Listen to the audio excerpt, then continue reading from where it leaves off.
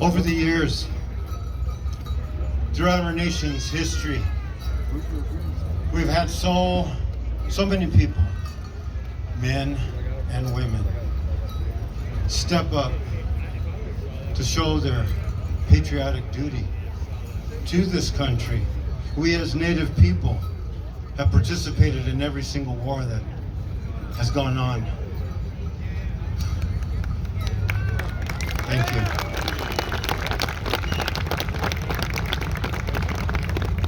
But you can go through, if you were to dissect, diagnose, you will see that every walk of life in this country is made up of people that believe in the freedom of this country. So many different groups, our Polynesian brothers, our Japanese brothers and sisters. I mean, every walk of life has stood up for this country.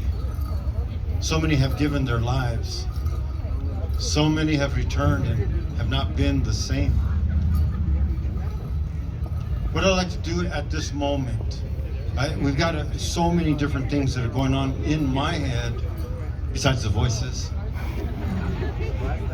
There are so many things that are going on right now, and what I'm going to do is I'm going to ask if we have any active duty members, if we have any veterans, regardless of what campaign you may have been involved in, to please step forward.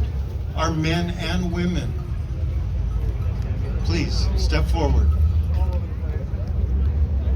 We have something very special for you. Here we go. Please. Now, because of the more recent activities with COVID, normally I always extend a hand out to shake with you. These are brothers and sisters, but I will at least offer a hand bump, okay? But let me tell you something. Thank you, sister. Thank you, sister. Thank you, sister. Now, I'm going to have you all stand up here in a line, facing our audience. Now, here you go. Here you go.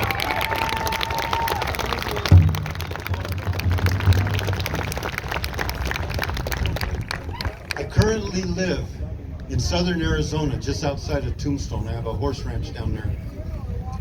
My wife and my wife happens to be a veteran also. 10 years in the Air Force, 10 years in the Navy, in Intel, and now she currently works DOD. My father is a Korean vet.